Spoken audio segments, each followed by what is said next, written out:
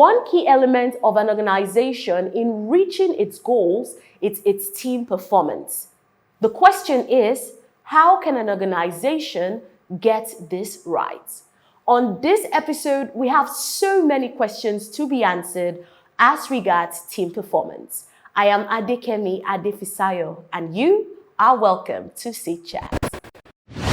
You know what they say, the first time could just be luck, second time maybe a coincidence, but the third time, then you know we're doing something right. I'm saying this because today on the show, in fact, I've called him already, or I'll begin to call him the king of masterclasses, right? Because every session is just so enlightening and you would be mind blown. That's my guarantee for you on the show today. On CEED Chat, we have the world famous, one and only business guru, leadership expert, Dr. Smith Bam joining us. Hello. Now I have to live up to your expectation. I was rest assured, right? Because I know that all these things I'm saying, you can exceed it. It's just like, so I'm confident. All right, that's a brand promise. Let's see if we can. Kemi, how are you doing? I'm doing fine. I'm not asking you. You know why I'm not asking you. So I say you're better than I'm doing better than you. I mean, Win, how are you? Better than you. Win, no problem. Thank you. On the show today, we're talking about team performance. And I am so excited because there's always lots of questions around handling teams and managing teams and getting them to be so productive. And these are some of the things we'll be talking about on the show today. And if I recall from one of your last visits, one of the shows we had here, you talked about the strength of a staff of an organization being so important. And so it just layers on top of what we're going to be talking about today. Okay. So the first thing I would like you to shed some light on for us is, what's the impact of a team's performance on an organization? Well, I think it depends on how you want to look at a team. And we have different sports. Let me take it from the sports perspective. There are individual sports. So if you play tennis, for example, it's an individual game. But if you play football, then it's a team game. Yeah. It's as simple as that. You know, and when you have a team, there is no him in the team. You cannot single out one person out of the entirety of the team.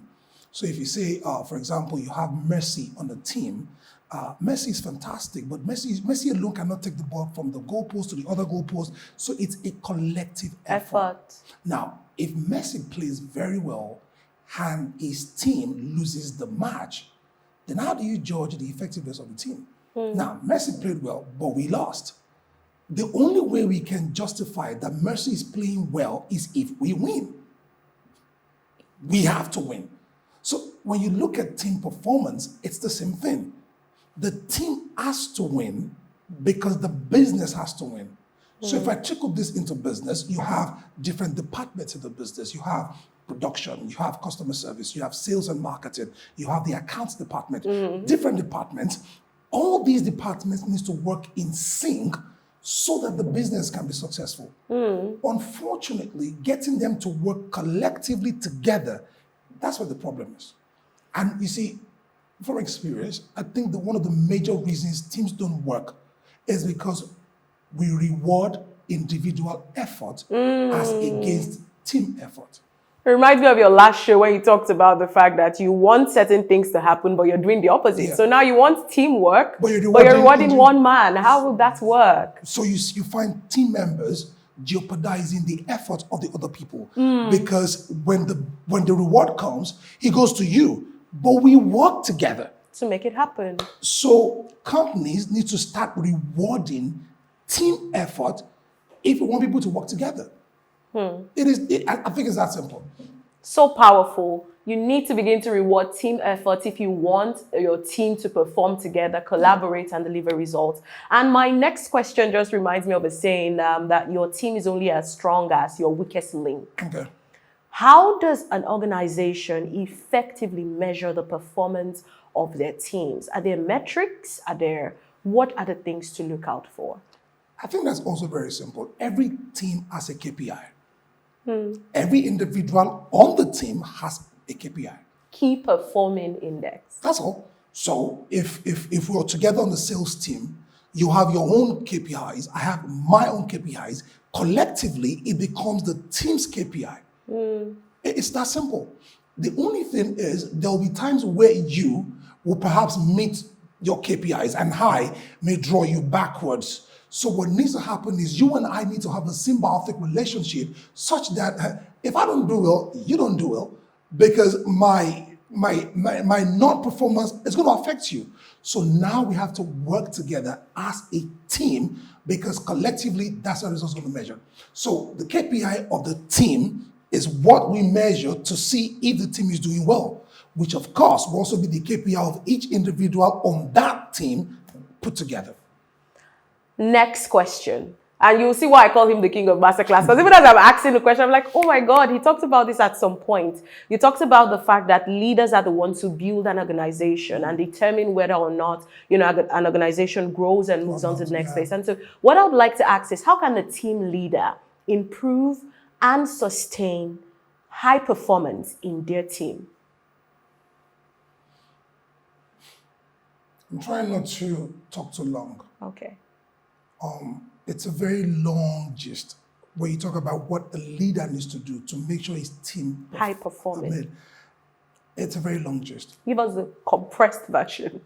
If I lead a team of strong performers, if I do not have self-security, if I have insecurity in myself, wow, I will truncate the entirety of the team, even though I'm the leader.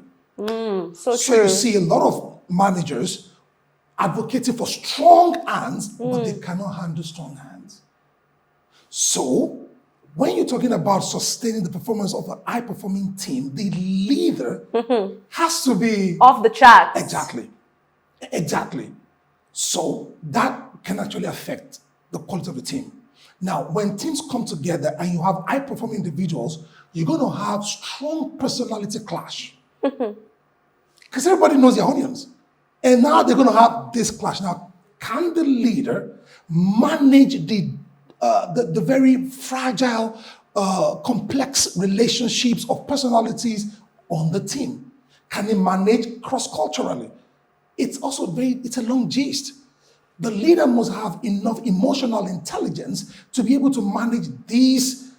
It's just like when the husband has to manage his mom and his wife. Both important individuals in their life. You cannot afford to lose any of these two people. You have to juggle both of them together. That's exactly how it's going to work. So I know you said it's a long gist, but I would like us to actually help one person today. And let me say this person is a manager of an organization that has a really low performing team.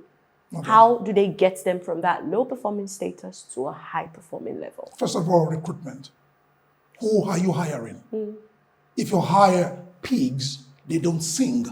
So no matter how much training you give to a pig is not going to sing. So from your hiring process, you got to be certain of who are we looking for and hire the right people. Now, when you get the right people, provide the right conducive environment for them to thrive. Do not micromanage people if you want them to perform. Set the yardstick for performance and give them the coaching and training, and then allow them. Free them to get it done their own way. Now, I'm not saying relegate. I'm saying delegate. Keep an eye on it. Keep an oversight, but trust your team after training, after coaching, to be able to get the job done. Don't stand in their ways. Now, every manager must take up a new role if you want a low-performing team to start performing. And the role is support system.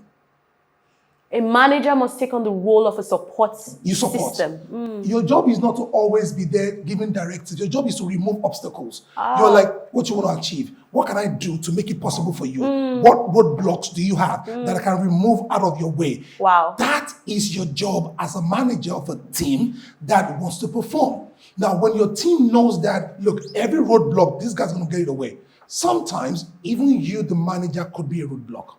Wow. Step aside. Allow them. Allow your team. Trust them. And that's why recruitment is important. Because if you don't recruit the right people, you're going to be the one doing the job. So a lot of times, and then lastly, you need to coach. I cannot overemphasize the importance of coaching. I've had situations where a sales manager gets a rookie guy and the guy is not so good. Go on the field with them. Let them watch you. Let them shadow how you're doing it. Don't just say, you're not performing. Have you modeled performance for them? Have they seen you do it? Because sometimes expectation on paper may not make sense until I see it done. I go, oh, really? It's possible. That's what you want. I didn't even know. So managers themselves must be good at the job, model the job for the staff, and also allow them to do the job. And lastly, I think when a team is not performing, the way the manager, they're low and all of that, I think to a large extent, I've done this on several occasions, I think it has to do with individual on the team. We are 10.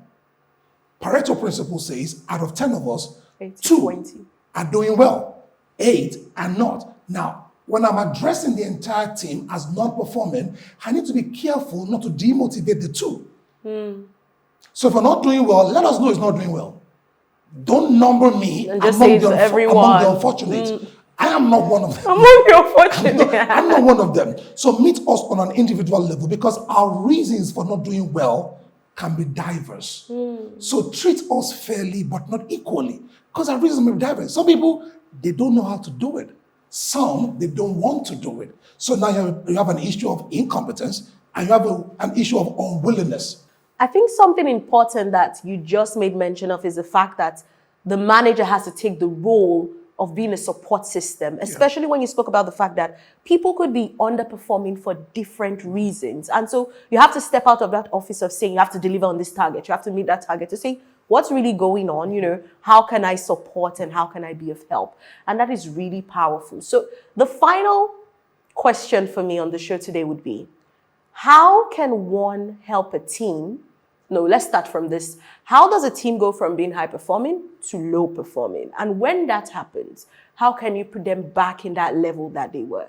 Let me start from the last question. How can they go from there back up? The injection of a new blood sets fire on dead wood. Take that again. The injection of a new blood sets fire on dead wood. I'm in the team. I've been doing well. And I became comfortable in my comfort zone because, hey, I've done this for years. I've done this. Now, as I begin to plateau, they bring you in. You don't know my records. Then they put it up to your face. Your aim is to shatter my records. The moment I see you shattering what I created, I buckle up. I'm like, who the hell does she think she is? Now, the injection of a new blood is setting fire on my dead wood. Wow. Without this new blood, there's no reason why dead wood is going to be on fire. And that's why if you go back, football teams that win a championship always inject a new player who is hungry. Because without hunger, teams don't sustain performance. I was watching Michael Jordan some years ago, and they asked him, of all the NBA championship that you won, which one was the toughest? And the interviewer said, it must be the first. And he said, no, it's the last one. And the guy said, how? He said, the first time we were hungry. The second time we were hungry, but by the third, we had to go into something deeper because hungrier teams came at them. And if we won before, there's this comfort, complacency of we can make this happen again, and then we start slacking off. But when you inject a new blood, he has a way of firing us. And I've already answered the question to the first one, which is what makes a team, has been doing well drop. It's just been comfortable, no longer the hunger, just, dwindles away. I hope you're going to cut this off. It's just like how you have a wife, you pursued her, and then you finally have her as a wife. She becomes a trophy. Now you no longer have a reason to pursue. So because you are territorial and you're a carnivore, you always want something to pursue. So it's the next woman. We won't cut it off. We're not cutting it off. It's going to be there. So that hunger, because you've done well, why do you have to keep, but the same happens with women too. A woman does everything to make sure she's on point until she marries. When she gets married, she becomes comfortable in her comfort zone and no longer keeps up the game until a new blood threatens her existence. May there not be any new blood, because we're not going to take that one. No. But I get where you're coming from. And this has been such a powerful conversation from the start up until this point. And I really would love to recap everything. But I think one of the most important things, which I've said again and again, is when you made mention of the fact that as a manager, you need to really model your expectations to your team members. Don't just give up just yet. Show them the ropes, and then do not micromanage. The more you stand in people's ways, the less they feel even responsible, right? They feel like, well, you're going to come and save the day anyway. They learn to become helpless. In psychology, it's called learned helplessness. What happens to men when your wives keep paying school fees for the kids? The man just... Someone is coming to save the day. So as a manager watching this right now, I'm sure you've gotten lots of answers, because we get a number of questions on the channel asking us about topics they would like to discuss, and we're really glad we're able to help. Follow us on our social media platforms. We'll be back next time with, of course, another amazing episode to educate you on everything you need to know as regards your business growth. Thank you so much for coming once again. Pleasure. I remain Adekemi Adefisayo. Enjoy the rest of your week. CEED Academy, your growth partner.